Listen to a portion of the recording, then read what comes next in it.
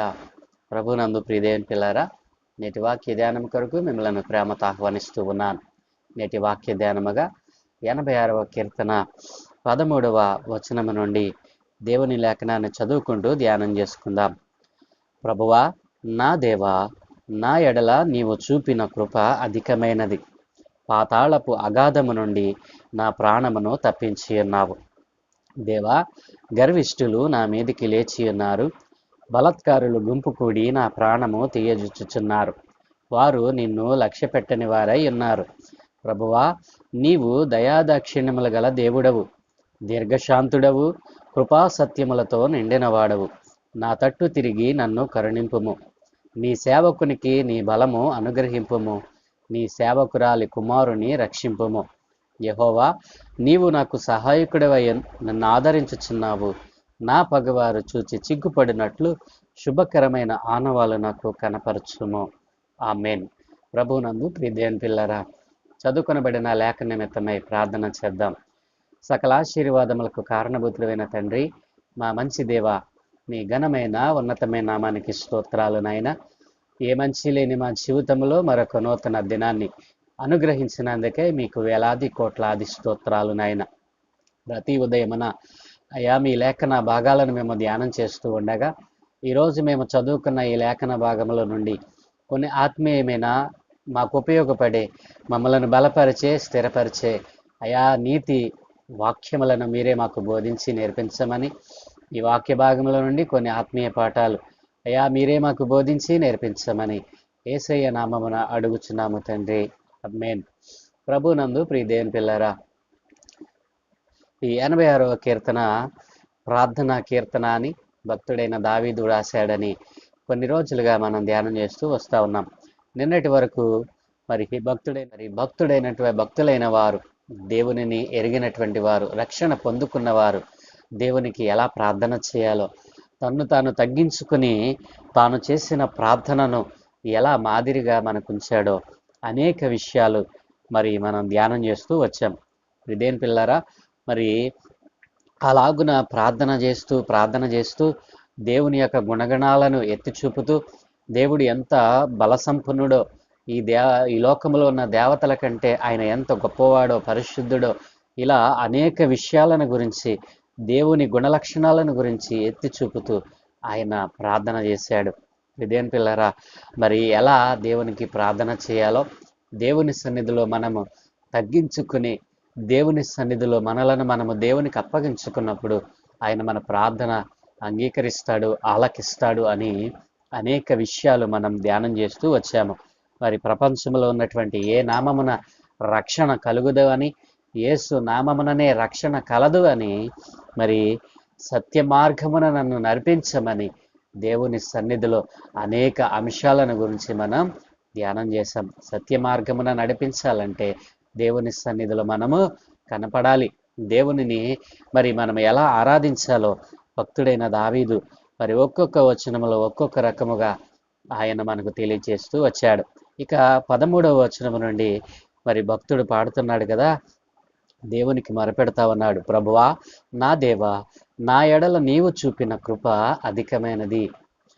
పాతాళపు అగాధము నుండి నా ప్రాణమును తప్పించి ఉన్నావు అంటూ 13వ వచనము నుండి దేవుని యొక్క ఉన్నతమైనటువంటి గుణగణాలను, దేవుడు తన జీవితంలో ఏమేమి చేశాడో ఈ 13వ వచనము నుండి ఏకరువు పెడుతూ ప్రార్థన చేస్తా ఉన్నాడు.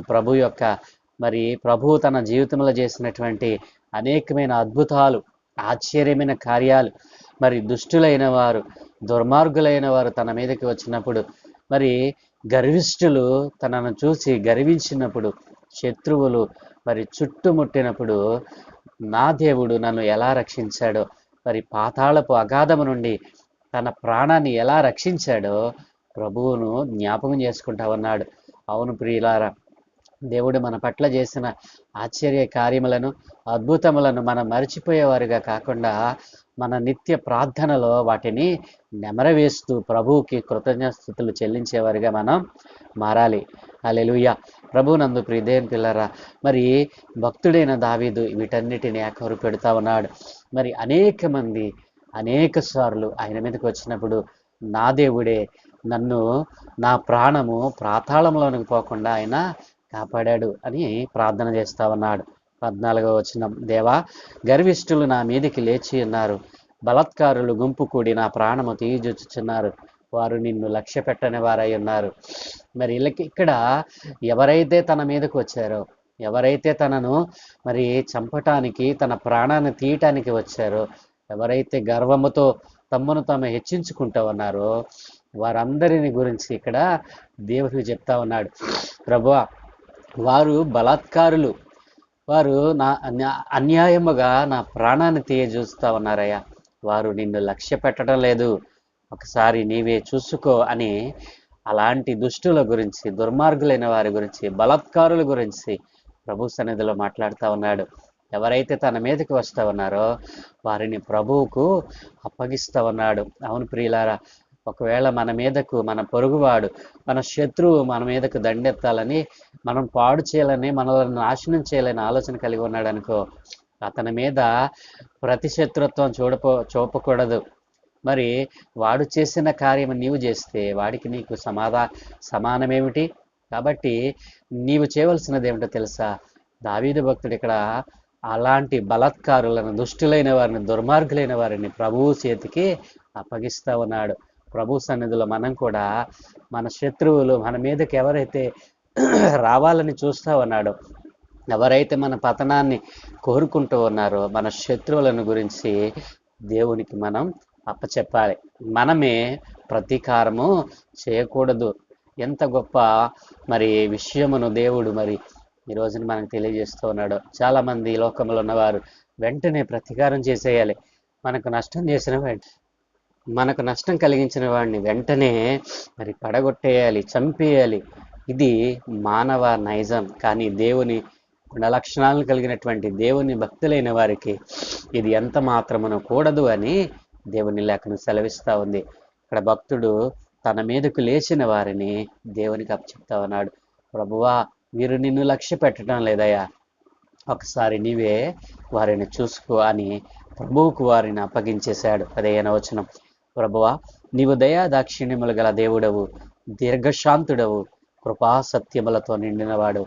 మరి అక్కడ శత్రువులను ప్రభు పాదాలకు అప్పచెప్తూ ఇక్కడ దేవుని ఉన్నతమైన నామమును, ఉన్నతమైన గుణలక్షణాలను ఎత్తి పాడుతా ఉన్నాడు. నీవు దయాదాక్షిణ్యము గల దేవుడవు, నీవు గొప్పవాడువనైనా, నీవు మంచివారిని చెడ్డవారిని ఒకే రీతిగా చూస్తున్నవాడువు, నీవు దయాదాక్షిణ్యములు కలిగిన గొప్ప దేవుడవునయ్యా, నీకంటే ఈ లోకములు మరి ఎవరూ లేరు అంటూ ఉన్నాడు. నీవు దీర్ఘశాంతుడవు, ఇలాంటి దుర్మార్గులు మరి నీ పిల్లలపైకి వస్తూ ఉన్నా, వారిని బాధ పెడుతూ ఉన్నా, నీవు దీర్ఘశాంతముతో ఓర్చుకుంటా ఉన్నావు, వారు మారతారేమోనని. ఇదేని పిల్లరా, కృపా సత్యములతో నీవు నిండిన వాడవు. అనేకమైనటువంటి సంవత్సరాలుగా నీ కృపను, సత్యమును నీ పిల్లలైన వారికే కాదు, అన్యులైన వారికి కూడా నీవు ఇస్తా ఉన్నావు. అందుకే నీవు దయాదాక్షిణ్యములు కలిగిన వాడవు, నీవు ప్రేమ కలిగిన వాడవు. ఈ లక్షణాలను నేను కూడా కలిగి ఉంటానయ్యా, నేను కూడా ఇతరుల పట్ల కృపా సమాధానములతో నేను మెలుగుతానయ్యా. నీ భక్తుడు ఇక్కడ దేవుని గుణ లక్షణాలు జ్ఞాపకం చేసుకుంటా ఉన్నాడు.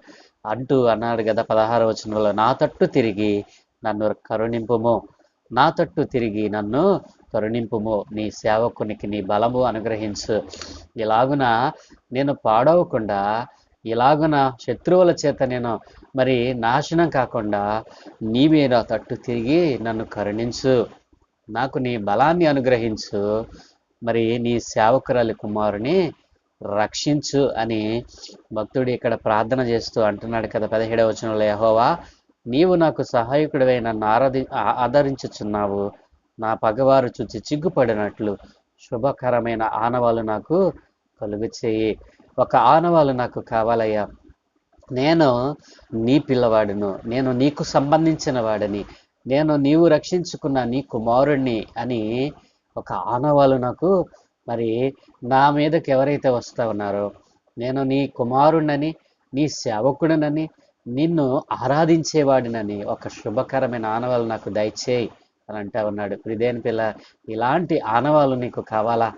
ఇలాంటి ఆనవాలు నీకు కావాలంటే దావీదు భక్తుడు ఎలా తను తగ్గించుకున్నాడో, గొప్పవాడే, రాజే, గొప్ప మరి ధన సంపన్నుడే అయినా దేవుని సన్నిధిలో తను తగ్గించుకున్నాడు, దేవుణ్ణి హెచ్చించాడు, దేవుని గుణలక్షణాలను ఎత్తి ఆయన ప్రార్థన చేశాడు. మరి క్రీస్తు కేంద్రముగా లేని ప్రార్థన అది వ్యర్థమే. ప్రార్థన చేసేటప్పుడు వ్యర్థమైన మాటలు ఉచ్చరించకుండా ప్రభు సన్నిధిలో ప్రభు ఏమై ఉన్నాడో మరి ఆయన గుణలక్షణాలు ఏమిటో మనసులో ఉంచుకున్నట్లయితే వ్యర్థమైన మాటలు ప్రార్థనలో ఎంత మాత్రమును రావు. ఇదేని పిల్లరా చూశారు కదూ, మరి ఒక సత్యవంతుడైనటువంటి మరి యథార్థవంతుడైనటువంటి నిజముగా దేవుని తంటు కట్టబడినటువంటి ఒక వ్యక్తి మరి తనను తాను తగ్గించుకొని ఎలా ప్రార్థన చేశాడో, దేవుని నుండి మరి దేవుని గుణలక్షణాలు ఎన్ని ఎత్తి మరి ప్రార్థన చేశాడో, తన ప్రార్థనలో ఎక్కడ తాను హెచ్చించుకున్నది మనకు కనిపించదు. ఎక్కువగా దేవుని గుణలక్షణాలను ఎత్తి చూపాడు. మరి శత్రువులు తన మీదకి వచ్చినప్పుడు శత్రువులను సైతం దేవునికే అప్పచెప్పాడు. తాను ప్రతీకారం తీర్చడం కాదు కానీ, దేవా నీవే వారికి ప్రతీకారం తీర్చు, నిన్ను లక్ష్య పెట్టని వారుగా వీరున్నారయ్యా అని ప్రభువు మరి శత్రువులను సైతం ఆయనకు అప్పగించిన వానిగా భక్తుడు ఇక్కడ కనబడతా ఉన్నాడు. నా ప్రియ సహోదరి సహోదరుడా, ఈ రోజున నీవు ఎలా ఉన్నావు? నీ ప్రార్థనలో దేవునికి ప్రథమ స్థానాన్ని ఇస్తూ ఉన్నావా? మరి ప్రార్థన చేసేటప్పుడు వ్యర్థమైన మాటలు వచిస్తూ ఉన్నావా? జాగ్రత్త. దేవుని సన్నిధిలో నిన్ను నువ్వు తగ్గించుకో. నిన్ను నువ్వు తగ్గించుకున్నప్పుడు దేవుడు నిన్ను ఉన్నతమైన స్థానానికి తీసుకుని వెళ్తాడు. ప్రార్థన. సకల ఆశీర్వాదముల కారణభూతుడైన తండ్రి, మా మంచి దేవా, నీ ఘనమైన ఉన్నతమైన నామానికి స్తోత్రాలు నాయన. ఏ మంచి లేని మా జీవితంలో మరొక నూతన దినాన్ని అనుగ్రహించారు తండ్రి. ఈరోజు నాయన ఈ 86వ కీర్తనను అయా మేము ధ్యానం చేసి ముగించటానికి కృప చూపావు. అవును దేవా, చివరిలో నాయన ఇదిగో తండ్రి, నీ భక్తుడు చేసినటువంటి నాయన తన జీవితంలో నీవు కలుగ చేసిన అనేక అద్భుతములను ఆశ్చర్యములను జ్ఞాపకం చేసుకుంటూ అయా ఇదిగో తండ్రి, ఎవరైతే తన మీదకి లేచారో వారిని నీ పాదాల చెంత అప్పచెప్పాడు నాయన. ప్రతీకారం చేయకుండా అయా నీ సన్నిధిలో వారిని విడిచిపెట్టాడు. నీవే చూసుకోమని నీకే అప్పగించగలిగాడు నాయన. ఈ రోజున మేము కూడా నాయన మా శత్రువులను, మా మీదకి లేచిన వారిని అయా నీ మహిమాతిశయముతో నీవే వారికి ప్రతీకారం చేయమని నీ సన్నిధికి అప్పచెప్పేవారిగా మేము మారినట్లు సహాయం దయచేయండి. అవును తండ్రి, నీవు దయాదక్షిణము గలవాడు నాయన. మేము ఎన్ని దోషములు చేసినా, ఎన్ని పాపములు చేసినా అయా మమ్మలను కరుణించి నీ దయాపూర్వకమైనటువంటి నీ కృపా సత్యములతో మమ్మల్ని ఆదరిస్తూ ఉన్నావు నాయన. ఇదిగో మాకు ఒక శుభకరమైన ఆనవాలు మీరు మాకు ఈ రోజున అనుగ్రహించటానికి ఇష్టపడతా ఉండగా, ఎవరైతే ఆ శుభ ఆనవాలను పొందుకోవాలని ఆశపడతా ఉన్నారో తండ్రి, వారందరినీ నాయన దృష్టించమని, నీకు వ్యతిరేకముగా తిరుగుతా ఉన్న నా ప్రియ సహోదరి సహోదరులను అయా ఇదిగో తండ్రి, నీ నామం ఎరుగున వారు అనేక మంది నీ నామమును ఎరుగునట్లుగా నాయన సువార్త ప్రకటింపబడినట్లుగా సహాయం దయచేయమని, సువార్త అందని వారికి ఈ సువార్తను ఏదో ఒక రూపంలో అయా నీవే నాయన నీ పిల్లల ద్వారా దానిని కొనసాగించి అందించమని, ఈ దినమే చేయ పనులన్నింటి మీద మీ కనుదృష్టి ఉంచి మీ దోతల కాపుతలు అనుగ్రహించి మీరే మహిం పొందుకోమని యేసయ్య దివ్యనామమున ప్రార్థించి వేడుకుంటూ ఉన్నాము తండ్రి. ఆమేన్, ఆమేన్, ఆమేన్.